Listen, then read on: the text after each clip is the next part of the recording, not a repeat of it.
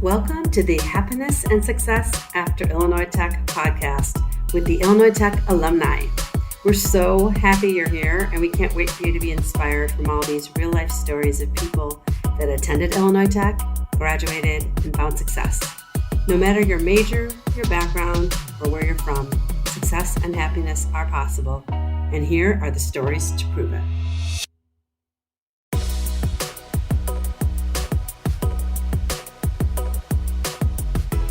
Welcome to this episode, everyone. My guest this week is Liam Barrett. Welcome, Liam. Hiya, Julie. Nice to meet you. So I know that you played sports at Illinois Tech, so I'll let you tell everyone what you did at Illinois Tech, when you graduated, and what you majored in. Let's start with that. Yeah, sure. So I came out to Chicago and Illinois Tech in 2009. I'm originally from England and the UK, which is where I'm at now. So I came out predominantly on a soccer scholarship, and obviously I studied business administration. So that was 2009 until 2013. And yeah, just I absolutely loved my time in Chicago. I'd say without doubt my favorite city in the world now. And I was fortunate enough, actually, in October, I came back for the first time in 10 years when I was inducted into the Hall of Fame for the athletics. So, yeah, it was great to kind of come back 10 years later and visibly see kind of the difference in the campus, new buildings, still a lot of familiar faces, which is great, and just catch up with the other alumni as well. That's so cool. So how did you find Illinois Tech from all the way over there? Just curious. Yeah, no, it was a strange one, to be honest. Without boring you too much on my full background, was that growing up in the UK, it's hard not to be obsessed with soccer. It's almost a religion over here. And so I'd always wanted to be a professional soccer player. And I was at a professional club until the age of 19, but then had 4 knee operations. So kind of thought I might have to retire then. And it was either go to university in the UK like my sister did and getting a ton of debt, or somebody spoke to me about the opportunity of playing and studying in America, and it seemed like an unbelievable opportunity and experience at that age as well. And I'd say America does it better than anyone in the world in terms of college sports, and also just knowing the reputation of the schools. And when I heard that there was interest from Illinois Tech, to be honest, I was sold on it straight away, because Chicago's an amazing city. IIT's got an amazing academic reputation, and at the time the soccer team was super strong. There was an English coach, there was a lot of British players, so I felt like it would help me settle in. And yeah, it ticked the boxes for me, really. So as soon as I heard that there was interest there, it was kind of sign me up and let's get started. So yeah, it was super exciting looking back. That's so cool. Yeah, I've heard from other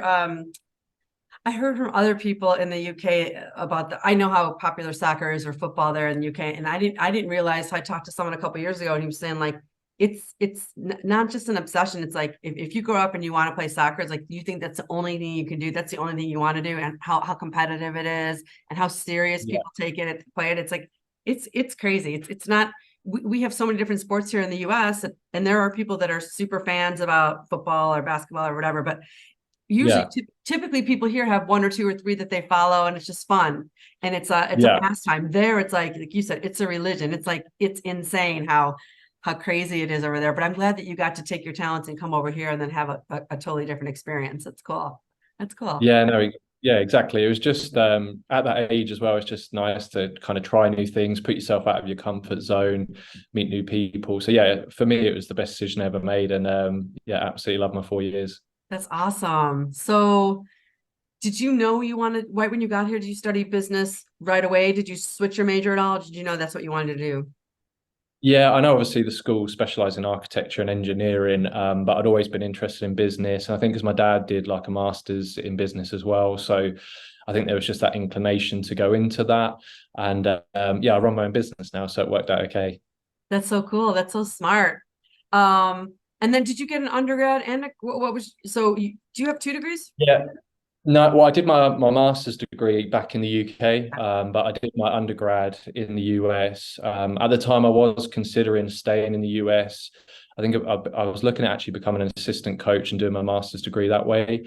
And to be honest, I think I used to change my mind every single day. Am I staying? Am I going? Am I staying? Am I going? You know, who knows how things might have panned out if I'd have stayed. But yeah, did the master's over there. So I was just undergrad at IIT. Okay.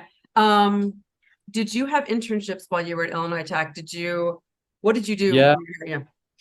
Yeah, you know what? There was a professor called Arjun Chakravarti, and yeah, he was great. He was a real character. He's not at the school anymore as a professor, but what was great with him is that he was very wanting us to get that hands-on real world experience of dealing with businesses. So there's another professor as well called Dave Kohler as well, and a lot of the projects would be working with local businesses in Chicago, which is great. So it's not just all textbook based. You're having real life application. You learn this in class, and then here's an actual business, and we'd all get put into teams and work on different businesses. So there was a few. There was one that had like a medical device for helping people with back problems, but sports specific. So I found that really interesting.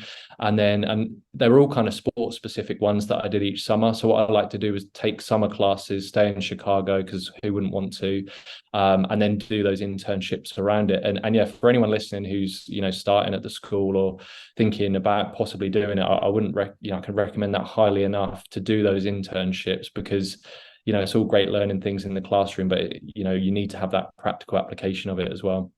Yeah, and I don't know if you know that stat now, but it is the number one thing employers look for when they're hiring new college grads.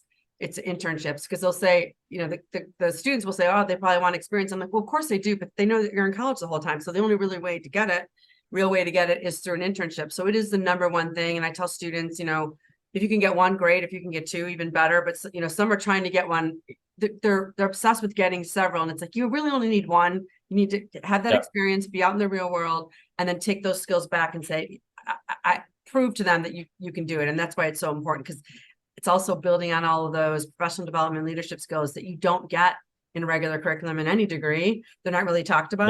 Yeah. And so students don't know what they're lacking. They're like, they're super smart. They got a great education. It's like, but you've never been at an office. You couldn't possibly know. And you're not supposed to. You've been in college the whole time. But it really is important for them. And it's a great way for them to stand out. So is it possible to get a job without an internship? Sure. You're going to be more likely to get your foot in the door with an internship. So it's great. It's great advice. Yeah, I was going to say to add to that as well. Like one thing that's great about Illinois Tech is with the IPRO as well, because then you're able to work with other majors again with real life initiatives or businesses. So we worked with the Chicago Blind Organization, which was super rewarding, but also there was a practical, tangible outcome as well. So yeah, I think that's a huge value as well that the school can offer you. Yeah. So IPRO, I don't know when you were here if it was required, but it's required. It's required. Yeah, it was a requirement. Yeah, it was a requirement. Yeah. Yeah. I think I couldn't agree more. It's like you get to collaborate with other people from other majors, right? And on a business problem, and you just learn skills you wouldn't be able to learn just in the one class, whether it's accounting or finance or whatever you're sitting in at the time. So it's great experience. I'm really glad it's required because it's there's no other way to get it. That kind of experience unless you require it, and then you say, okay, we're going to do this and here's what it's going to look like. So it's exciting, especially it's in the Kaplan building, which probably wasn't done when you were here. If you graduated in 2017, that was finished in 2019. It's a really cool building, but that's where all the IPRO classes are now too.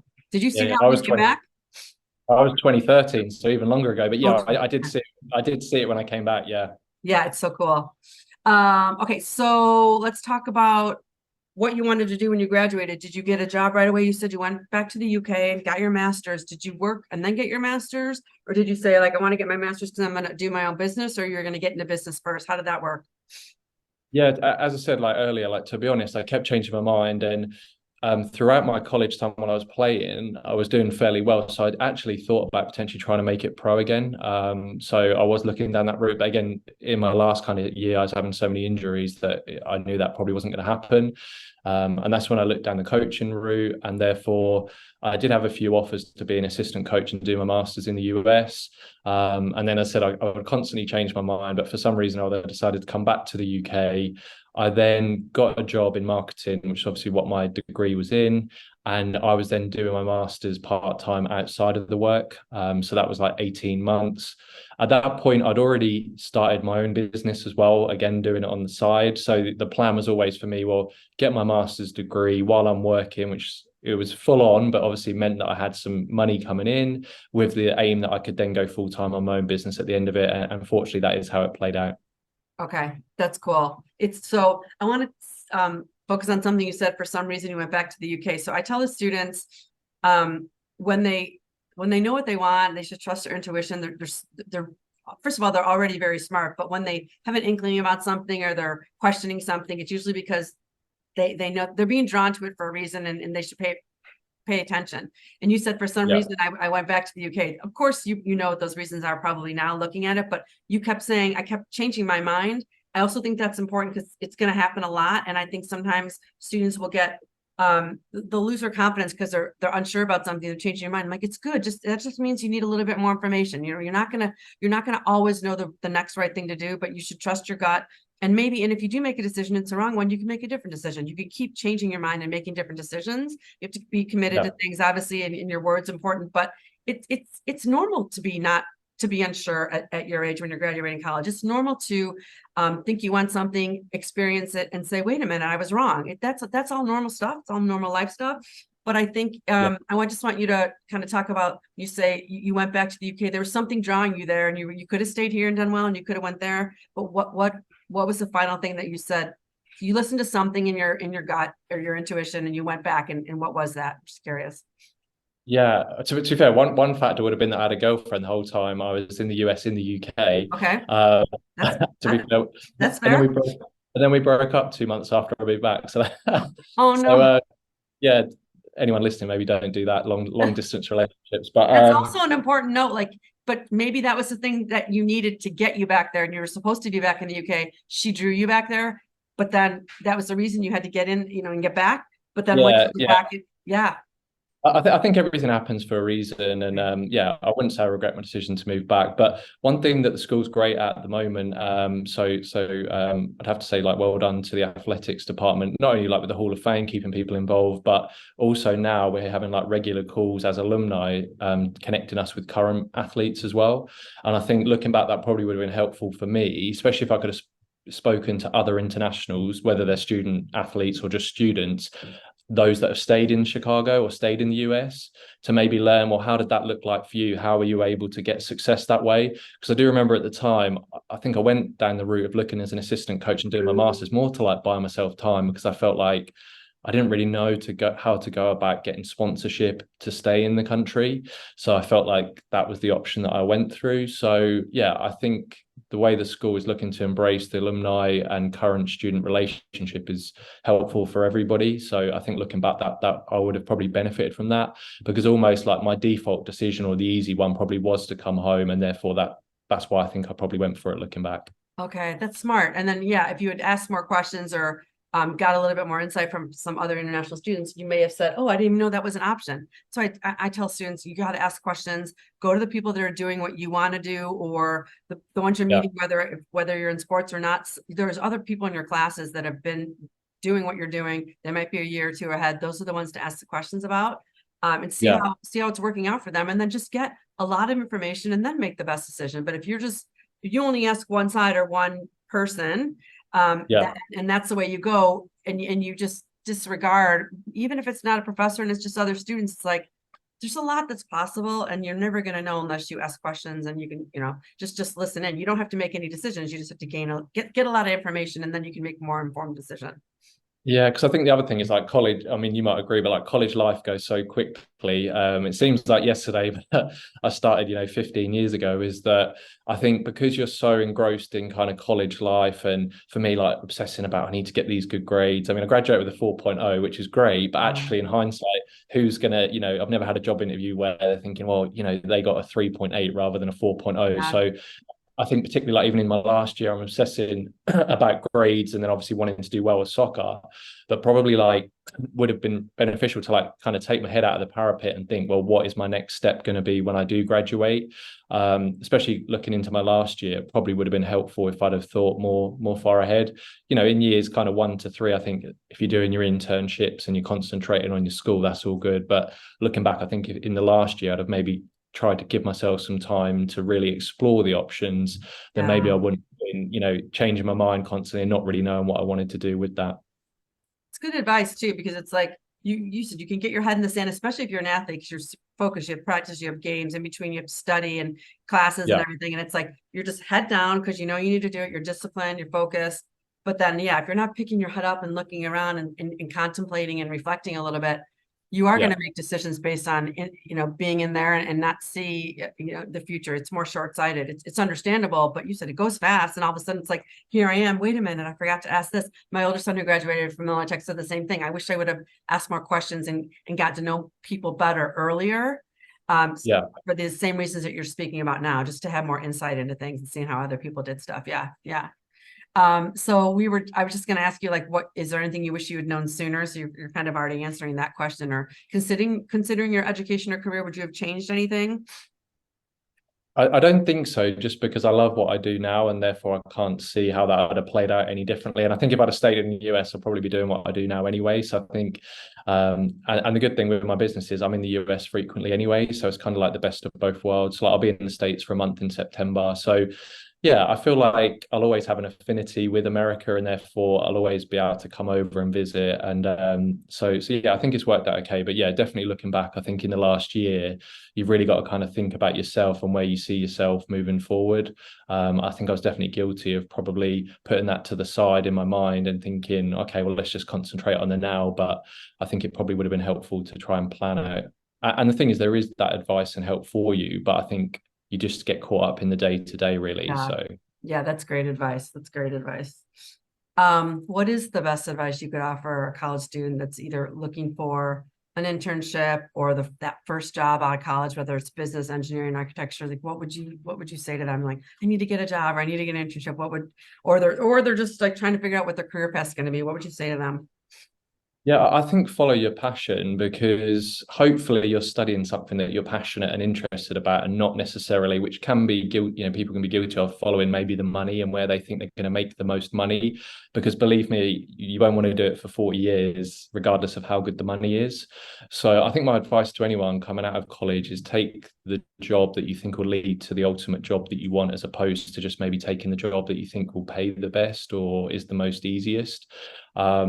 Because like for example, like with my company, I knew I wanted to do it, so I was fine for the first few years not making significant money on it, but therefore looking at other ways that I could fund my living, by doing another full-time job that I knew I didn't want to do long term, so that I could then, my dream of running my own business could then become a reality. So I think when you're younger, maybe you don't have the responsibilities of a mortgage or children or other things, which you probably take for granted when you're older, and then you have those things. Is literally the world is your oyster, and therefore, figure out what you want to do, and therefore I don't, I believe anyone can then follow that dream and make it a reality. But I think the problem is you get pressure on you to, well, I need to get a job straight out of college. I need to start earning good money. It's like, I don't think long term that's going to bring you happiness.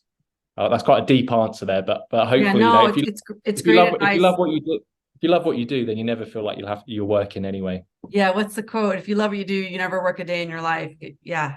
Yeah, Obviously you have to pay the bills, and if you want to have a family, that looks different. But yeah, if you're just chasing the money. Now, if it's the money and you're passionate about it, that's awesome.